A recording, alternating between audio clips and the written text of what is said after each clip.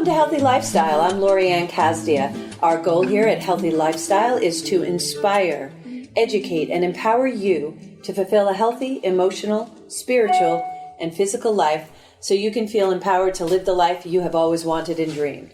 We should lift each other up with encouragement and positivity. Well, today on our show, we have Danielle Pomilla. She is a certified yoga instructor and really very energetic and wonderful. Danielle, welcome to the show. Hi, thank you for having me. My pleasure, my pleasure. So you're a certified yoga instructor. How did you get involved with yoga?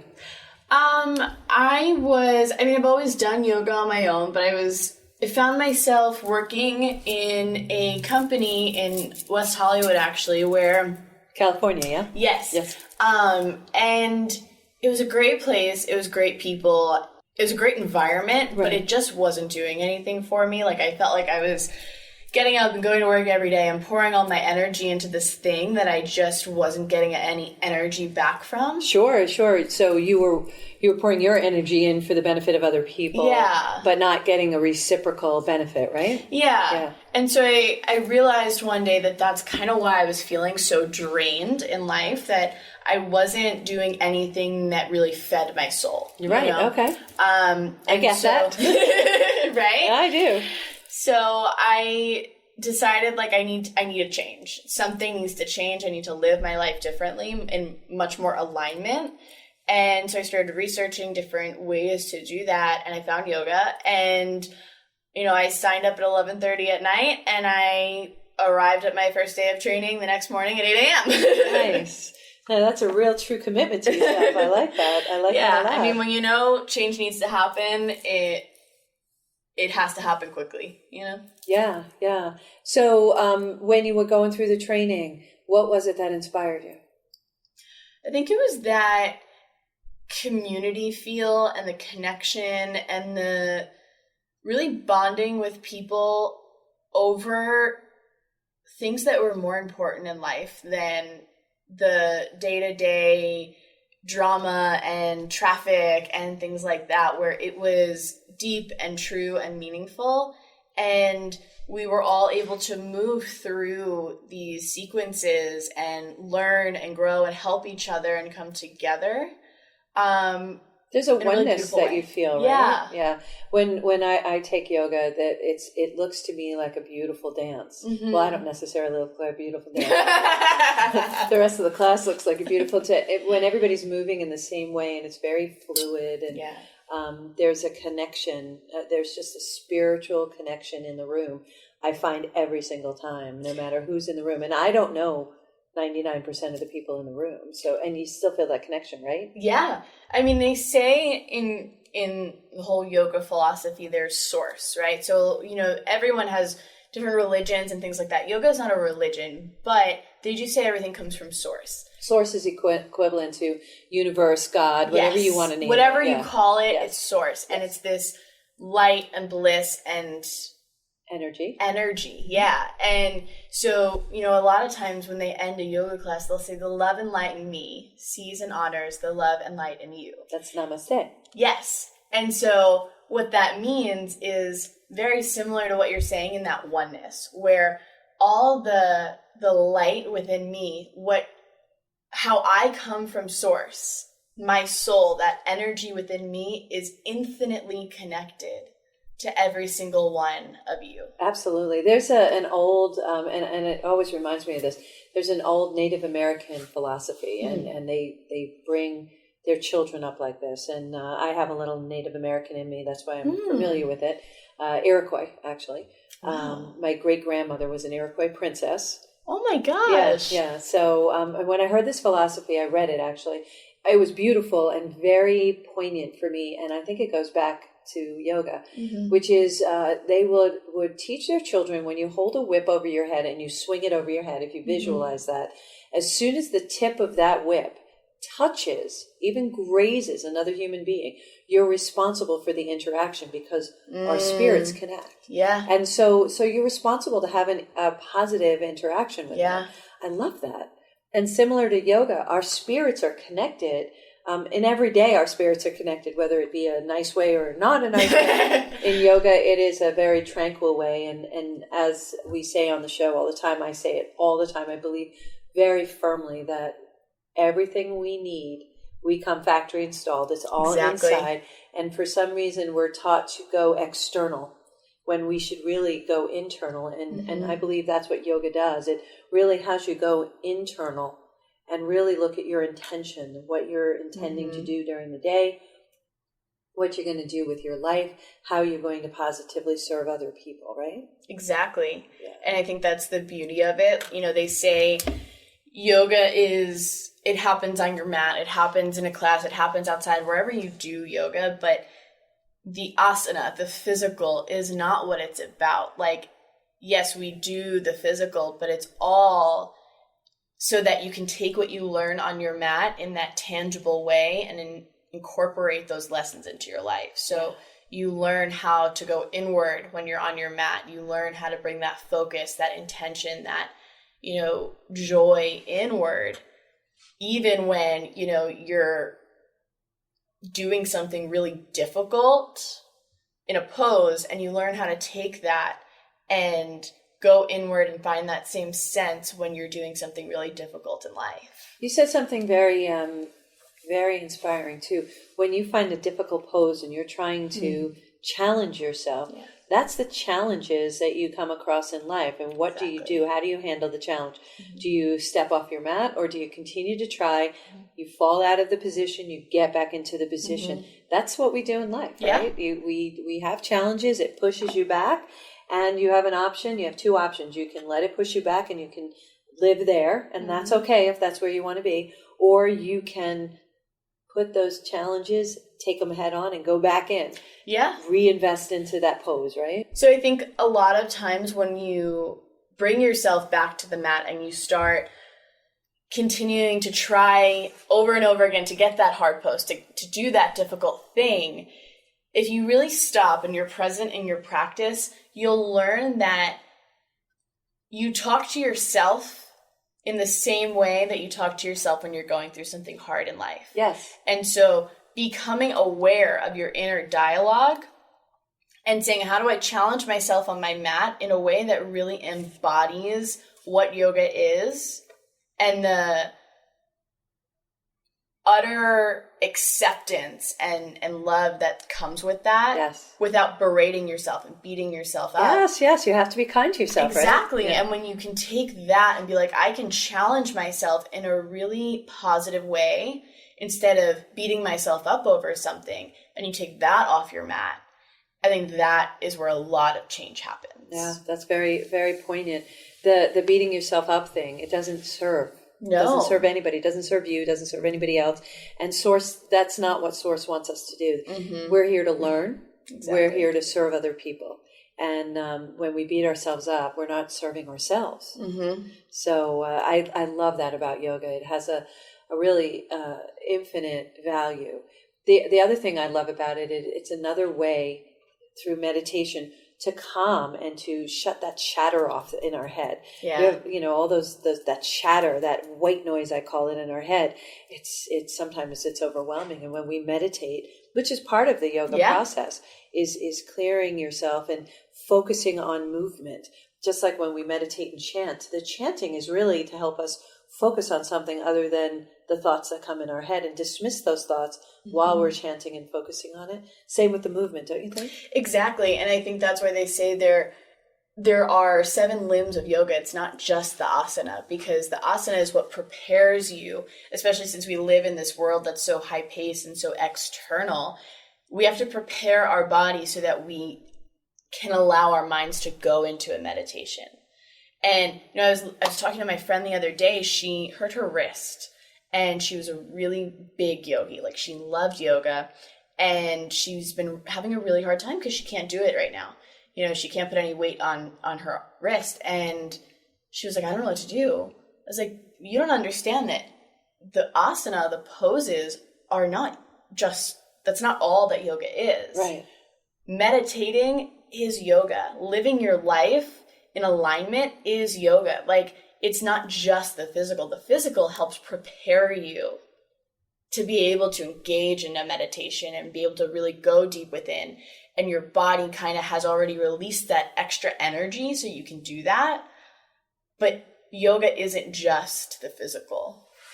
Yeah, that's beautiful. Yeah, I never really looked at it like that. You're right. Yeah. So, and you can adapt the yoga positions even if you have an injury like that. Absolutely. But it's really the mind and the connection with that. So I like that. Meditation is really important for that connection to source too. Yeah, there's a quote that I love. It's your body is the vessel of your soul. And so we talk about in yoga, like, yes, it's important to take care of your body. It's important to, feed yourself and be healthy in so many ways. And the asana helps with that. But we take care of our body so that it can carry your soul. Now, for our listeners, asana. Asana is the physical practice of yoga. Asana is when you go into class and you move through those poses and all of that. You go through a sequence. That's your asana.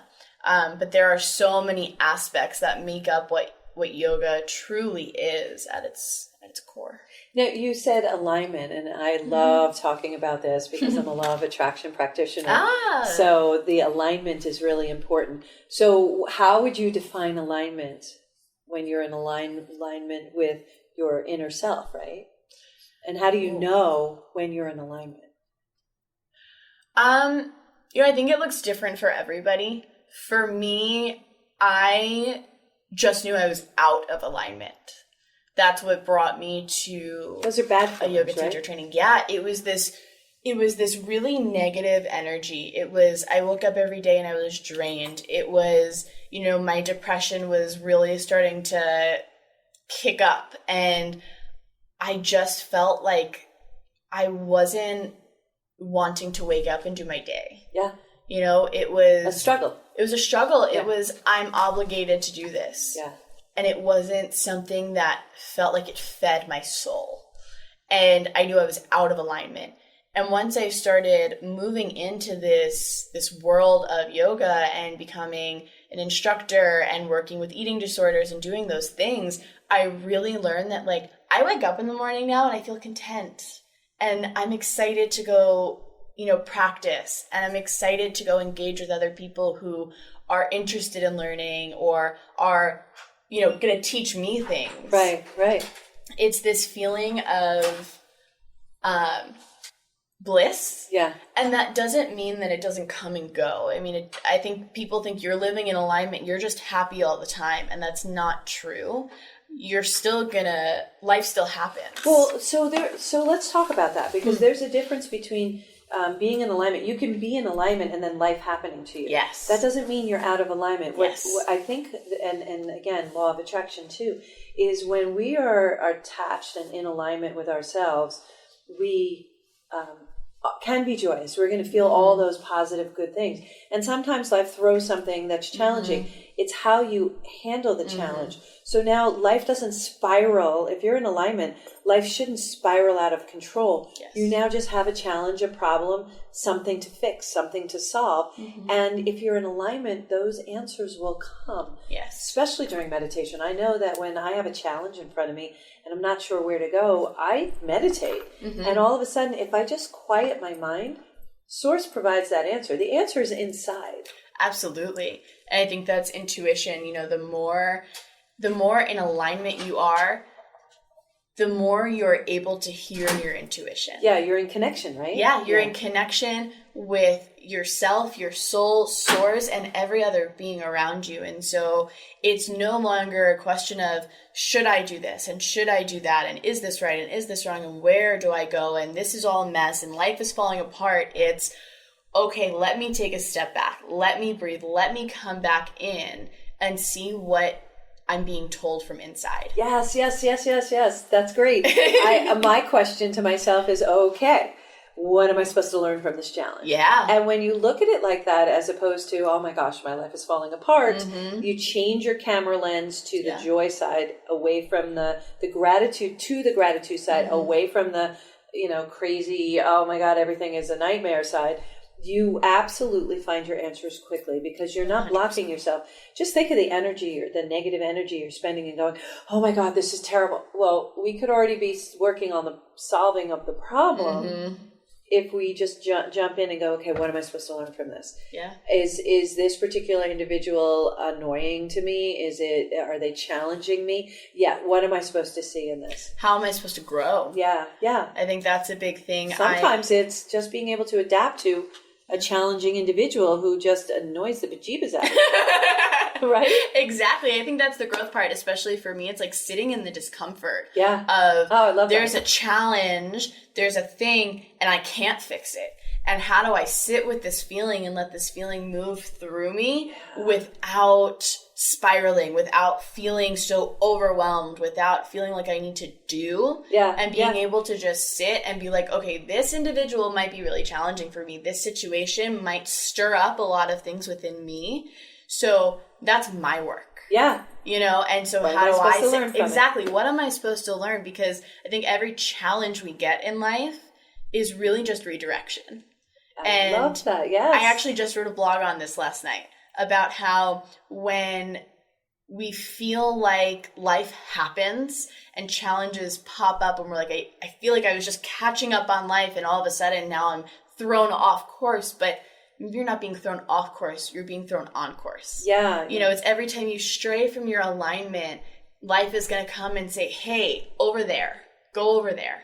This isn't where you're supposed to be. So here's this challenge to help you have more awareness, to help you be more mindful, to help you realize and grow and embody who you're supposed to be and really get to where you're supposed to go. The coolest thing I find about the universe is that it throws in your path.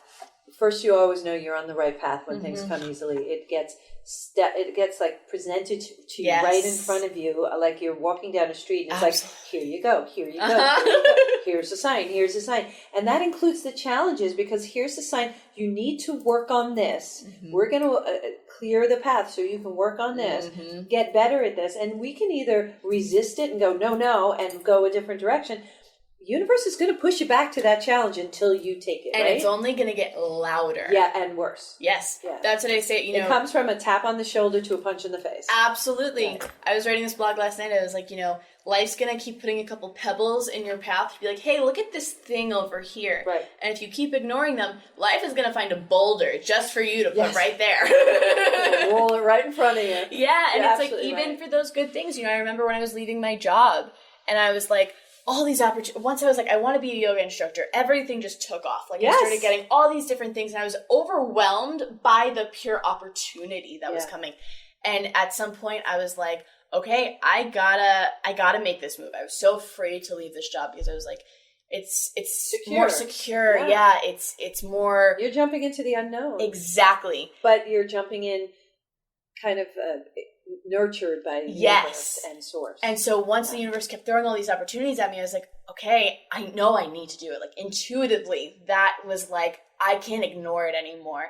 And so I was like, all right, well, the challenge now is how do I face the fear of not being in something that's really secure?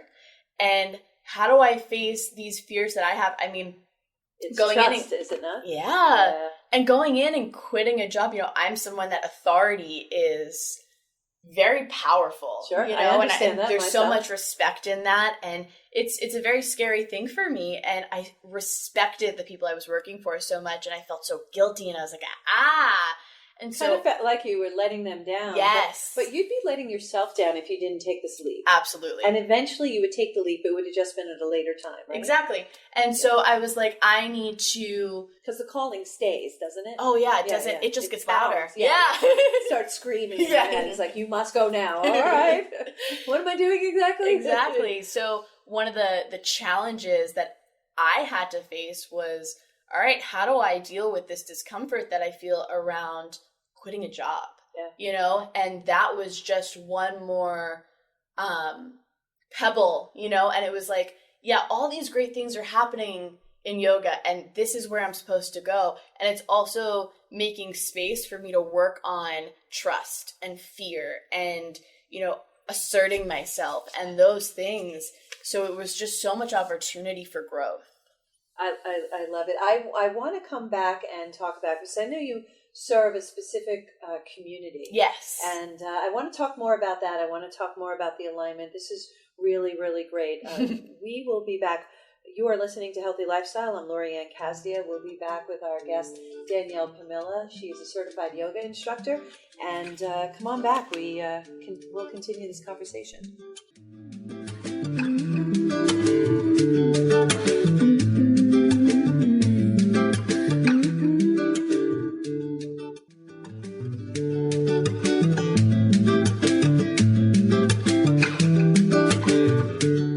Welcome back to Healthy Lifestyle. I'm Lorianne. If you have any questions, comments, or ideas on topics, guests, or anything you'd like to hear more about, please email us at healthylifestylewithla@gmail.com and follow us at social media, at Healthy Lifestyle with LA. We love hearing from you and answer every email and post personally. I really do love hearing from all of you. We've had many guests on, as I've said before, as a result of your requests. So please keep them coming in. We're here with Danielle Pomilla. She is a certified yoga instructor. Do you call yourself a yogi?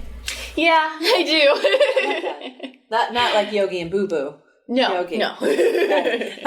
So we're talking about yoga, having this great conversation, and I just want to dive in a little bit. So you became a certified yoga instructor, but you actually did it because you want to serve a specific community, right? Yes. So what is that community you're serving? So I specialize in working with people who are struggling with their eating disorders or are in recovery from their eating disorders. So because an eating disorder is so complex and it's so mind-body, yoga is a beautiful way to help heal that inner struggle. Yeah. So what brings you to this type of community? Why this community? Why eating disorders? So I actually struggled with my own eating disorder for years. And actually I got most into yoga when I was in treatment. So every time I would enter a new round of treatment, they always incorporated yoga. It was always part of the treatment plan. You had it at least once a week, and it was really helpful. I think especially for me, I'm very psychosomatic. My feelings manifest in my body a lot. If I'm having a feeling, there's so much energy in my body. And at this point, I've learned how to read my body well enough where I know, all right, if I'm having this feeling and it's in my chest, I know it means this thing. If I'm having this feeling, it's in my thighs, it means this thing, and all of that. But I never knew what to do with it. Sure, yeah. And I was like, I feel overwhelmed in my head and I'm having all these different thoughts about my food and my body and this and that, and I just couldn't stop thinking. My head was in constant going chatter. around and around. Yeah. Chatter, yeah. Which also, if you go internal like I do, we can do stuff to ourselves that's just amazing, because I would just keep rolling and rolling and rolling and rolling. Oh, yeah. And I call that the learning curve, too, is I've learned to take something that normally would have just torqued me for weeks, not days, weeks. And I just shorten that. That's a learning curve. The shorter it takes you to recover from something, from an input or intake or an observation that just is contrary to what you thought or believed. The shorter that learning curve is, the faster you can come out of that spiral that we can put ourselves into. Absolutely. In our own heads. Absolutely. And I think what you're saying too is so important. Like when you're in that spiral for weeks, you are creating a belief, you're creating that neural pathway. And so every time something in your life triggers that feeling or belief that started the spiral in the first place. And the belief is just a thought you keep thinking over and over Exactly. again. Yeah. And so it just gets stronger. And so now every time you're triggered in a certain way, it's going to be that much easier for you to go down that same spiral because you're so used to it. Yeah. Well, it's like you're creating that path. Think about if you're walking in the woods, right? If you keep walking the same way and the same way and the same way, you create a pathway and you can see it, and it's, you know where to go. Right. And so the more you start thinking and spiraling the same thing for weeks and weeks and weeks, the more clear cut that pathway is, the more likely you're going to go right down that path, instead of the next time you get triggered by the same thing, you say, I'm not going to go there because that doesn't serve me. Right. Roadblock. Yeah. We're going to put a roadblock on that path and create a different path. Yeah. And that's the coolest thing about, and it's a new day, that phrase, it's a new day. That's the coolest thing about a new day. Yeah. So you might have hit that road and gone down that path again. You have the option today, because it's a new day, and even in the afternoon or an hour later, to make a different choice. That's the hard part. That's the learning curve. That's what we're talking about, is changing that path, seeing it and recognizing it. First part. Yeah. Second part is doing something about it. Now you can either choose to be stuck, or you can choose to take another path. And that's what you chose. You chose another path, and now you're doing what we talk about on Healthy Lifestyle all the time. You're serving other people, and you're serving the people in your community and helping them with the tools that you learned, so that they can take these tools and feel better and have more control and feel connected and aligned, right?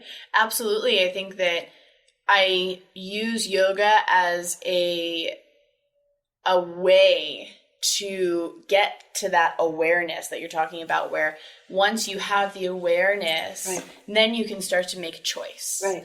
And especially in the beginning of an eating disorder, there's so much denial, and there's so much, you're just caught in this whirlwind. Sometimes it just happens so fast, you don't even realize you're in it. Right. And there's no space. Your mind never stops. And so yoga gave me the space to even just recognize, wow, my mind goes so fast. Yeah. Wow, my only thoughts are all these negative things about my body, about myself, about my worth, about all these things that just become so regular and casual that you don't even realize all the thoughts you have throughout a day. Oh, you have thousands of thoughts a minute. Forget about during the day. So you can just imagine. But you said something about your worth and your value. Yes. When you have worth and value to yourself, doesn't it change your perspective? When you see that you are of value, everyone has a value. Everyone has worth. It's just you have to recognize it within yourself. Absolutely. I think that was one of the biggest roadblocks in my recovery. Getting to a point where I felt that I valued myself, that I valued my life, and that I felt that I had worth. It's we're in a season right now. We're going into the holiday season, and there's that annual movie that everybody looks at. It's a Wonderful Life. Yes. And that is about value and worth, and seeing, and this is something that without you in the universe, without you in our world right now, if you weren't here, how would you negatively impact? What would that do to all the people around you?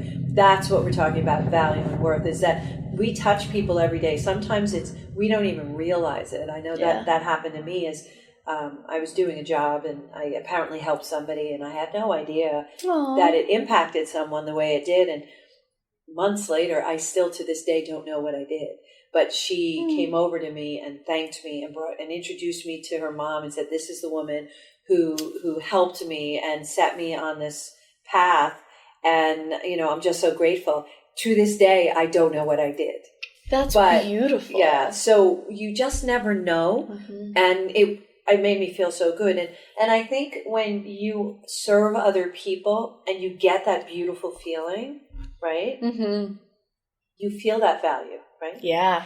And that's what you're doing with your yoga. You're serving other people in your community, helping them find their value, and also seeing your value too, and how you can positively impact somebody else. So that struggle that you went through there was a value to that struggle, don't you see? Oh, absolutely. Yeah. And I think two things. I think that there's definitely those layers that you talked about, where there is worth in what you bring to the world, in how you show up. How you choose to show up. If you're not taking care of yourself, you're not showing up in a way that's going to help other people. Right. The other layer is, and I think this is what we all know, that we bring worth to other people, right? Sure. By helping people, by moving people, by being a part of community, there is worth. Yes. But I think, especially in the eating disorder community, people who struggle with eating disorders are often overly empathetic or feel overly responsible. And so that general idea of, we bring worth into the world because we help serve other people gets distorted. Yeah. And so you start to believe that I am only worth what I can bring. And that's why, I met so many people in treatment where they were parentified kids, because they were like, well, I need to do and be and say and act in order to be worthy, in order to be loved, in order to be a part of family or community. And I think that was such a misconception, misunderstanding, because we don't teach kids like you are innately worthy. Oh my goodness, yes. Right? And especially when you're being genuinely you. So yes. Whoever you are, whoever you embody, just be who you are. The people who value you from an external point, you have to value yourself. Yes. That's the love yourself so that you could be loved. The same thing. But the people who value you will be in your life because they'll see your value. Yes. And they'll want you in their life. And we resonate and vibrate at similar levels. So we attract into our lives those who are resonating and vibrating at the same level. Water seeks its own level. Absolutely. Yeah. Absolutely. So when you're genuinely yourself, one, you're in alignment. Yes. Two, you're going to find happiness in like everyday little things make you happy. You no longer have to reach externally to get other things. Walking in the park will be just as, and probably more so, fulfilling than going out and buying that new pair of shoes. Although I do advocate for it. Always. But you will find yourself gravitating not to stuff, but to people. Absolutely. Not to stuff, but to events and places, and to see the beauty that surrounds us. And it just echoes back into us, don't you think? Oh, for sure. And I think that is one of the biggest reasons that I stepped into recovery. One of the biggest reasons that I'm doing what I'm doing with all this yoga and everything, because that connection fuels life. Like they always said to me in treatment, choose connection over your eating disorder. And so much of the work that we would do when we were there was, how do I show up in relationship so that I am treated with respect? Yes. How do I show up in relationship and set boundaries? Yes. How do I show up in relationship as my best self to help cultivate relationships and connections that are powerful and meaningful and worth me choosing those connections and that feeling of being connected over the relationship I have to my eating disorder. Yeah, no. And by showing up like that, those connections are real and deep. That's why some people of the past, you get sad because they fall away. They no longer serve you. That's what we mean when we say sometimes relationships no longer serve you. Reason, season, lifetime, right? Those are the types of relationships. And they were there to show you one thing or another, but then that was it. And they kind of drift away, and you may see them, and it's really great to see them once in a while, but they no longer serve your purpose. And you find people that are supposed to be around you gravitate in, and they come in and they float in and out. It's almost, if you picture waves coming in and out and crashing on the beach, that's basically what life is about. Just going with that flow and allowing people to come and go. It's hard sometimes because we get really connected, and that connection, that bond will never go away. It's just that you're now moving into the next elevation or level or vibrational level that brings you to other people. And you know it when you're surrounded by good people, and the people you're supposed to be surrounded, you're happy, you're joyous. All the goodness feelings, not all the badness feelings. That when we're out of alignment, we feel those badness feelings. Yeah. And even when we're in a good feeling place, some of those bad things will come at us, but it'll look differently. Exactly. It won't overwhelm. It won't change our good feelings. And that's where, the book that I'm writing is, it's about you. The issue is you. It's not a me issue. It's a you issue. Being able to separate that and still have empathy and say, yeah, I get that, but that I don't have to own it. Yeah. And so a lot of times we find that we're taught to own other, but how did they feel? And absolutely. did you think about how they felt? Well, did they think about how I felt? It doesn't matter. It matters what you think about yourself. So I love that you incorporate that into your yoga practice. And I need to ask you a question. I ask all my guests this question. What's your why? Why do you do what you do? And the name of your website is truthwithoutjudgment.com, right? Yes. Yeah, I love that name. And your yoga is deeply rooted yoga? Yes, exactly. Yeah. So why do you do what you do? What's your why? My why is connection. I think that, it was really important what you were saying before about all the things with connection, and how people come and go like those waves. And I think what we often miss is that there's a difference between connection and attachment.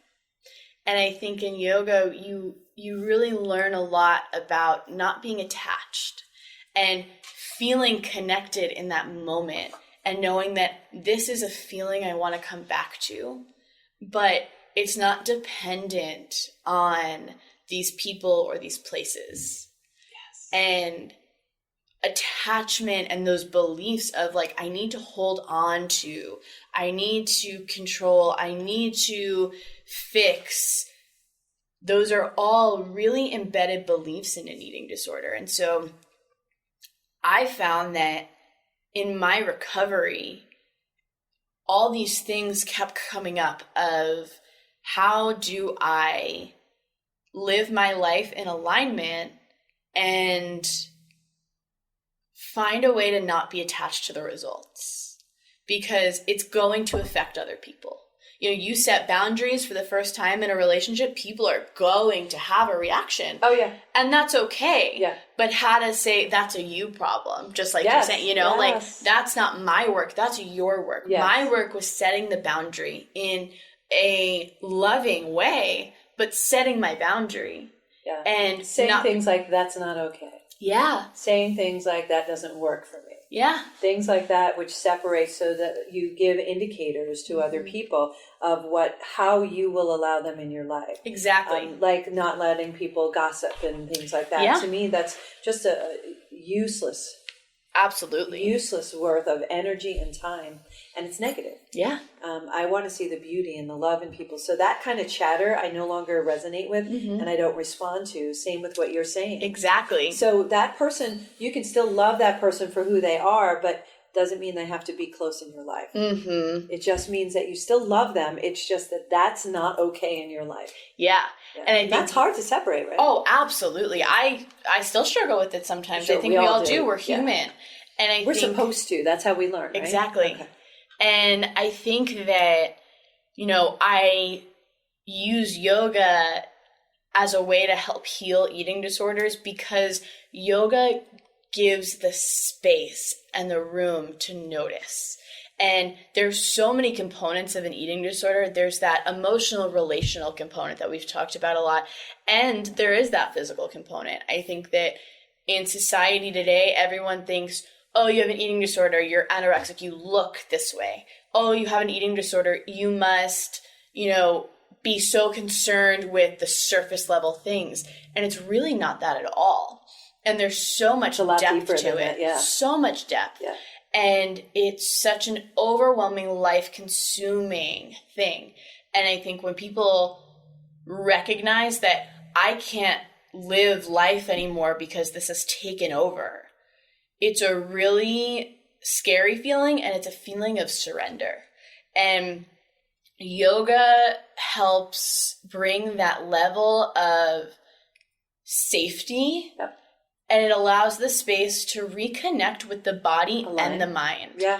It aligns you because in an eating disorder, when you say to someone in an eating disorder, I want you to feel connected to your body, they want to run out the door. Sure. Because feeling connected to their body is the last thing they want. Right. But because they feel connected to their body in a way that society teaches us. Feel connected to your body in how big is your stomach, how round are your thighs, not in how grateful I am that my body lets me move in this way. And you're healthy.